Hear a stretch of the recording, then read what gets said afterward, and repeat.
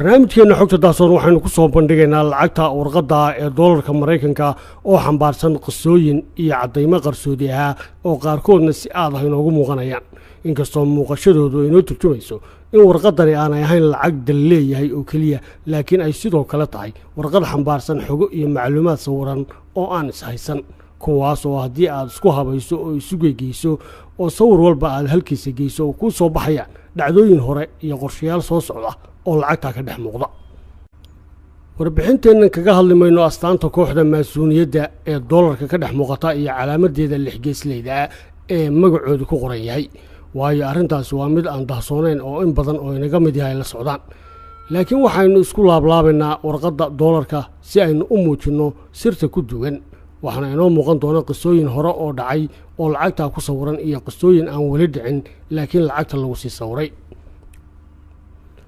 daaqaadista xogtan waxaynu ka bilaabaynaa warqadda $20 inaga oo ballac ahaan bartamaha iskaga laabayna kadibna waxaynu istaagaynaa dhexda waxaana aynu bidix u leexanaynaa ilaa 25 digrii haddana 25 digrii oo kale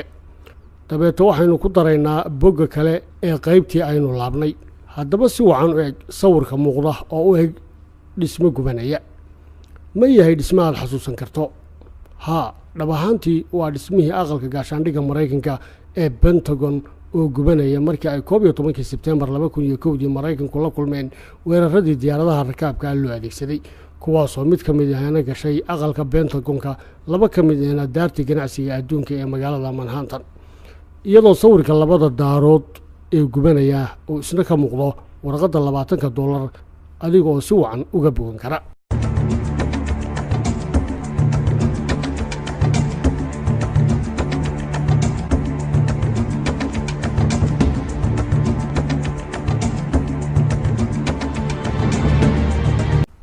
si aynu cadeymo dheeraad ugu helno xogteennan aynu raadinayno waxaynu baaris ku samaynaynaa warqadaha kale ee lacagta doolarka inaga oo marka aynu warqadda $5 isku laabno qaabkii hore oo kale uu inoo soo baxayo sawirkii caadiga ahaa ee labadii daarood ee xaruntii ganacsiga adduunka ka hor intii aan la duqayn oo la dumin warqadda $10 waxaana inooga soo baxaya sawir muujinaya markii ay diyaaraddii koowaad duqaysay mid ka mid ah labadii daarood warqadda $20 waxaana inooga muuqda markii ay diyaaraddii labaad duqaysay daartii labaad ee xaruntaasi markaynu u gudubno warqadda $50 waxaa inoo muuqanaya labadii daarood oo si rasmiya u gubanaya inagoo warqadda $100 ka dheehanayna dumitaankii iyo burburkii daarihii xaruntii ganacsiga adduunka waxaa hubaala inaynu si wacan uga boganay dhacdooyinkan iyo muuqaaladan oo soo metelaya cajalad filim musalsal ay ku duuban yahay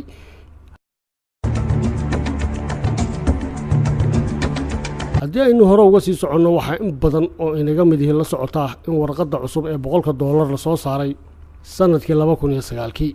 laakiin warqaddaasi waxay sidaa qisooyin iyo dhacdooyin aan wala dhicin oo la mid ah kuwa hore isweydiintu waxay tahay maxaa sanadka laftiisa loo sameeyay lacagta cusub maxaase dhacay sanadka runtii waxa uu ahaa sanadkii uu madaxweyne Barack Obama qabtay madaxtinimada dalka Mareykanka